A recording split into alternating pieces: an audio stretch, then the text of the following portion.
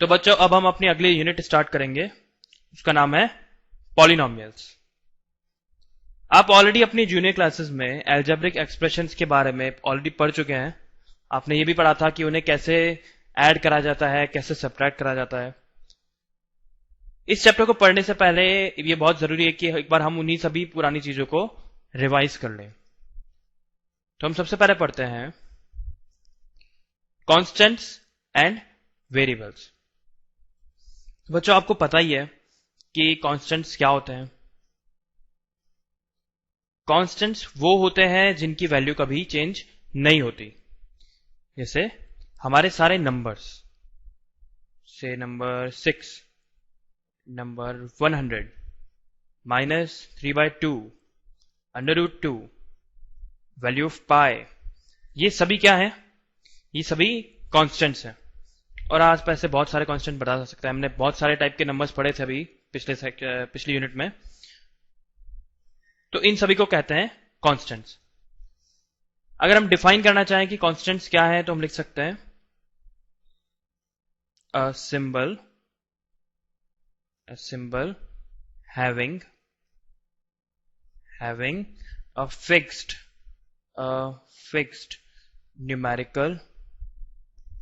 Numerical value is called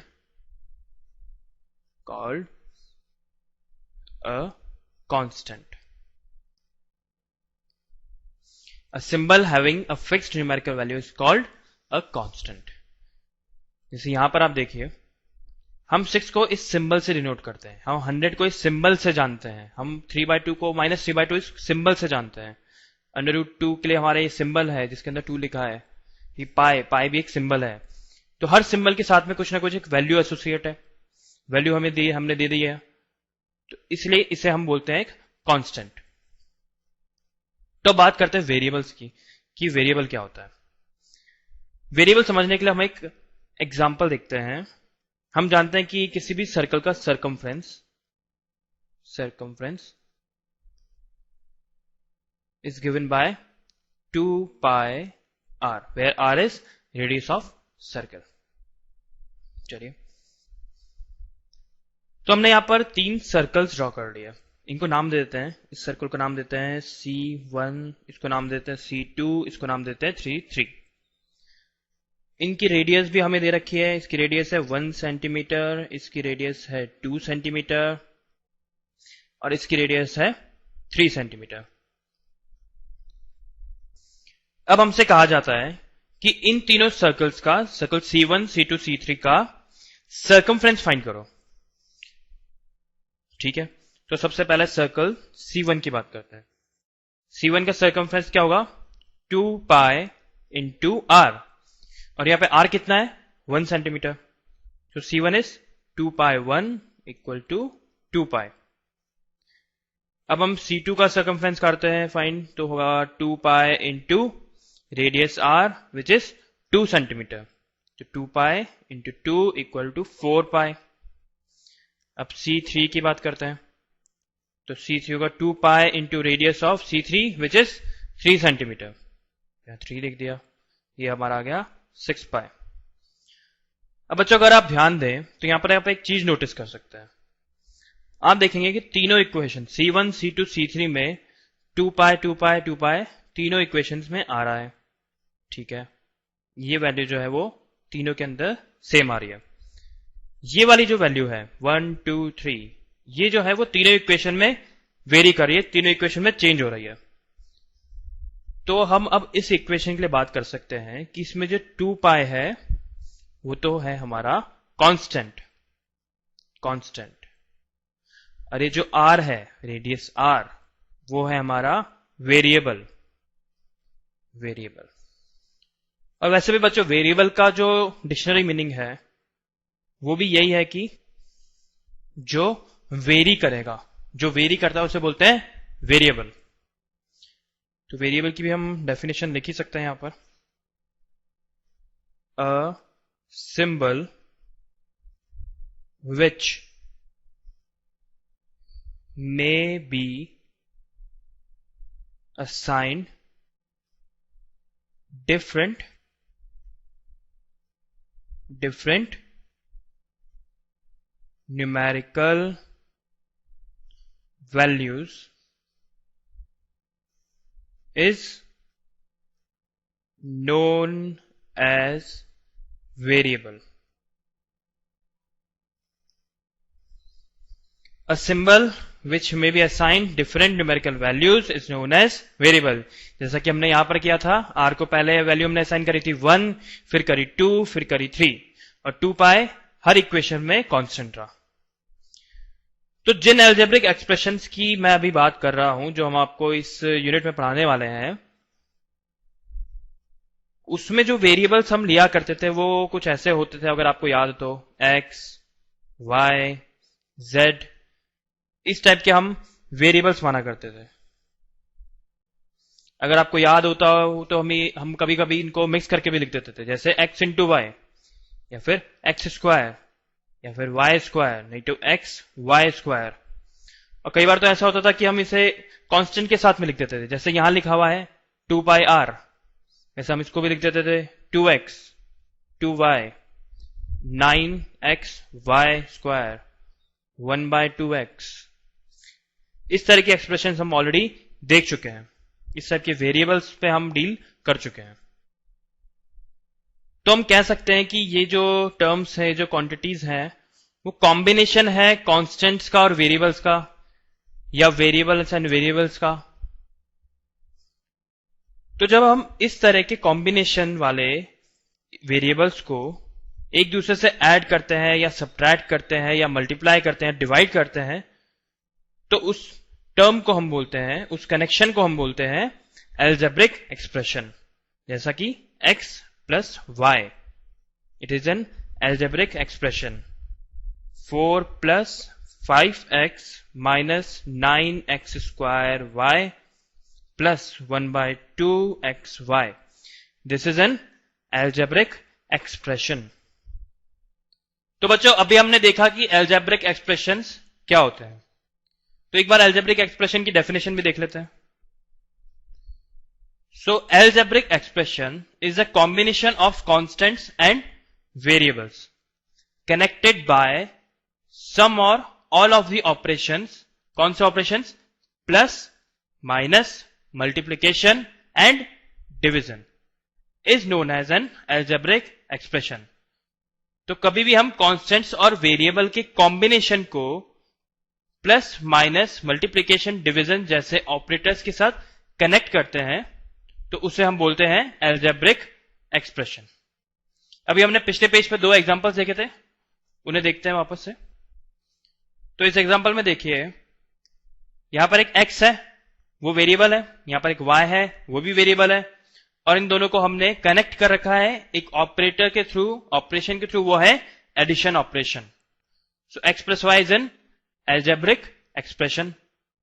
वैसे यहां देखिए, 4 एक कांस्टेंट है, 5x एक कांस्टेंट और एक वेरिएबल का कॉम्बिनेशन है, 9x स्क्वायर y भी एक कांस्टेंट और एक वेरिएबल का कॉम्बिनेशन है।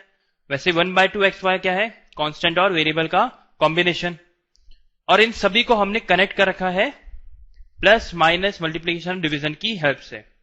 देखिए यहां पर तो हो रहा है प्लस, यहां हो रहा है मल्टीप्लीकेशन 5 इंटू एक्स, यहां हो रहा है सब्ट्रैक्शन, यहां है 9 इंटू एक्स स्क्वायर वाई। अब एक्स स्क्वायर वाई में भी देखिए x इंटू वाई, तो it's 9 into x into y. तो यहां पर एक मल्टीप्लीकेशन ऑपरेटर आ गया। यहां पर देखिए 1/2, it means 1 divide by 2 multiply by x into y. तो एक कॉम्बिनेशन है कॉन्स्टेंट्स ऑफ वेरिएबल का जिन्हें कनेक्ट कर रखा है प्लस, माइनस, मल्टीप्लीकेशन, डिवीजन जैसे ऑपरेशंस के साथ, इसलिए इन्हें बोल देंगे एल्जेब्रिक एक्सप्रेशंस। तो बच्चों, एल्जेब्रिक एक्सप्रेशन में अब हम टर्म्स ऑफ एल्जेब्रिक एक्सप्रेशन की भी बात करते हैं। Terms of an algebraic expression, तो देखते हैं ये क्या होता है। देखिए इस वाली एक्सप्रेशन पे, इस वाली एल्जेब्रिक एक्सप्रेशन पे थोड़ा ध्यान दीजिए। यहां पर हम एक्सप्रेशन के जो पार्ट एक प्लस या माइनस से डिवाइड हो रहे हैं उन्हें बोलते हैं टर्म। जैसे यहां पर एक 4 और 5x, ये दोनों प्लस से सेपरेट हो रहे हैं, सो 4 is a term and 5x is another term. वैसे 5x और 9x स्क्वायर y भी माइनस से सब्ट्रैक्ट हो रहे हैं, तो 5x वॉज एन टर्म, अभी हमने देखा था, और 9x स्क्वायर y भी इज ऑल्सो एन टर्म। वैसे ही 1/2xy भी क्या होगी, टर्म होगी। So the several part of an algebraic expression, इस एल्जेब्रिक एक्सप्रेशन के several parts separated by plus और माइनस, ये प्लस और माइनस से जो सेपरेशन है, are called the terms of an expression. तो हम क्या कहेंगे, इस वाली एल्जेब्रिक एक्सप्रेशन में कितनी टर्म्स हैं, हमें बताना है कि इस वाली एल्जेब्रिक टर्म एक्सप्रेशन में कितनी टर्म्स हैं। तो देखिए, ये है पहली टर्म, ये है दूसरी टर्म, ये है तीसरी टर्म और ये है चौथी टर्म, तो इसमें टोटल 4 टर्म्स हैं। वैसे अब हमसे पूछा जाए कि इस वाली एक्सप्रेशन में कितनी टर्म्स हैं, तो हम क्या बताएंगे, देखिए ये एक टर्म हुआ, ये दूसरी टर्म हुई, तो ये टोटल 2 टर्म्स हैं। वैसे ही आपको बताना है कि इस वाली एल्जेब्रिक एक्सप्रेशन में कितनी टर्म्स हैं। चलिए काउंट करते हैं। 2x³ ये एक टर्म हुई, xy² ये भी एक टर्म है, ये भी एक टर्म है। देखिए इन दोनों के बीच में एडिशन साइन है, इन दोनों के बीच में एडिशन साइन है, इन दोनों के बीच में एडिशन साइन है, और इन दोनों के बीच में सब्ट्रैक्शन साइन है। तो टोटल कितने टर्म्स हुई, 1 2 3 4 5, सो टोटल 5 टर्म्स। तो बच्चों जब हम अपने सारे बेसिक्स पढ़ ही चुके हैं, तो अब हम अपना टॉपिक स्टार्ट करते हैं जो है पॉलिनोमियल। तो पॉलिनोमियल की हम डेफिनेशन लिख लेते हैं कि पॉलिनोमियल क्या होता है। सो N algebraic expression in which the variables involved have only non-negative integral powers is called polynomials। तो वो वाली algebraic expressions जिनके अंदर जो वेरिएबल्स होते हैं उनकी नॉन नेगेटिव इंटीग्रल पावर होती है, उन्हें पॉलिनोमियल्स कहते हैं। तो देखिए एग्जांपल देखते हैं। x³, सिर्फ अकेला x³, क्या ये एक पॉलिनोमियल है, बिल्कुल, ये बिल्कुल एक पॉलिनोमियल है। 9x, क्या ये पॉलिनोमियल है, ऑफ कोर्स ये पॉलिनोमियल है।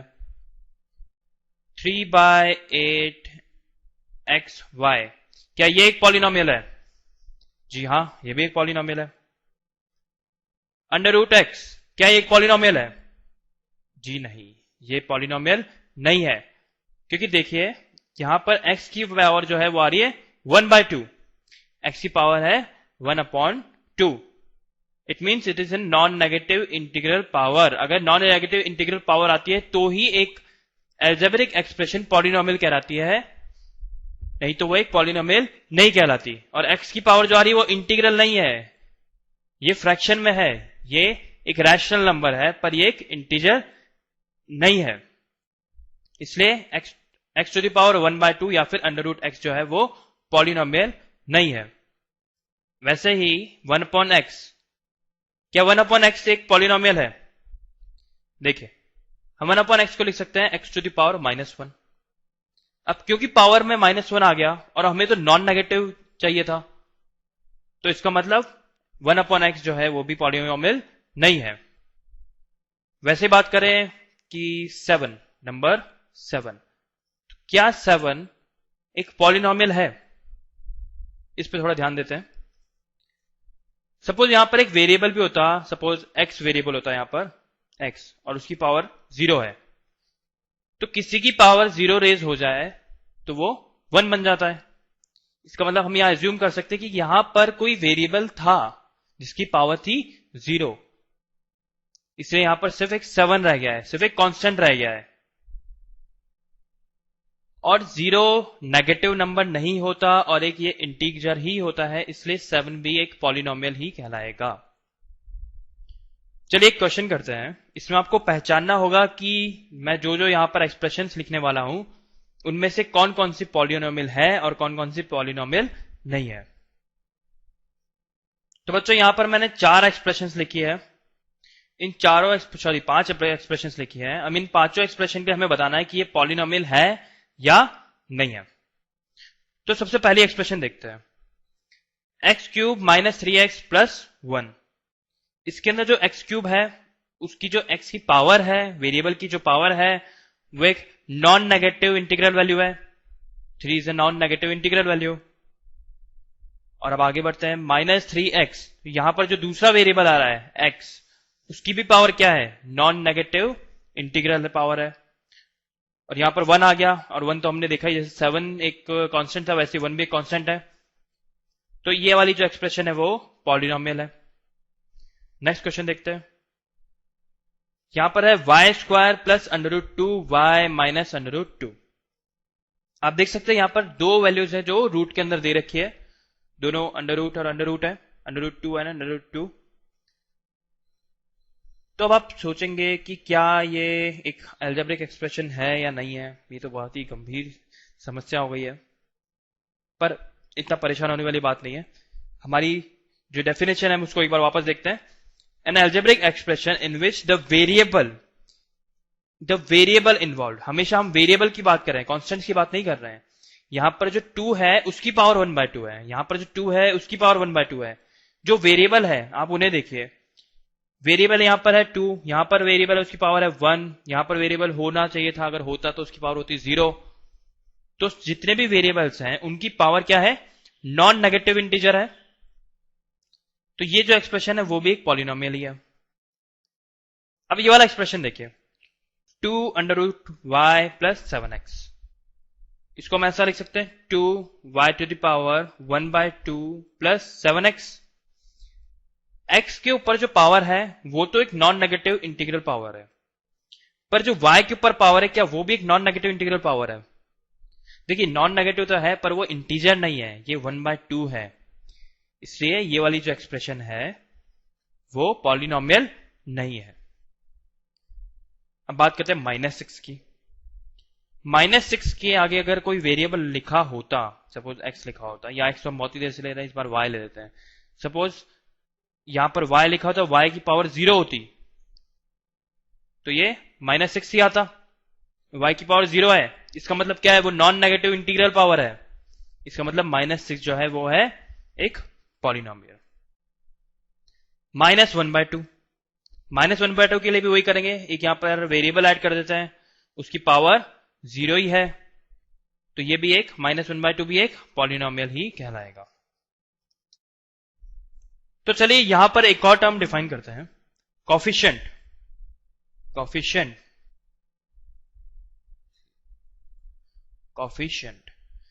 देखिए कॉफिशिएंट क्या होता है, ये एक वेरिएबल है, x³ एक वेरिएबल है। इसके आगे क्या लिखा होगा, आपको कुछ दिख नहीं रहा है क्योंकि यहां पर कुछ लिखा हुआ ही नहीं है, एक्चुअल में यहां पर 1 है, तो हम कहेंगे कि x³ का कॉफिशिएंट क्या है, 1। वैसे हम कहेंगे x, वेरिएबल x, उसका कॉफिशिएंट क्या है, 3। जी नहीं, x का जो कॉफिशिएंट है वो है -3। वैसे अब यहां देखिए y स्क्वायर, y का कॉफिशिएंट क्या है, 1, y का कॉफिशिएंट है 1, ये था -3। वैसे इस वाले y का कॉफिशिएंट क्या है, √2। इस वाले x का कॉफिशिएंट क्या है, 7।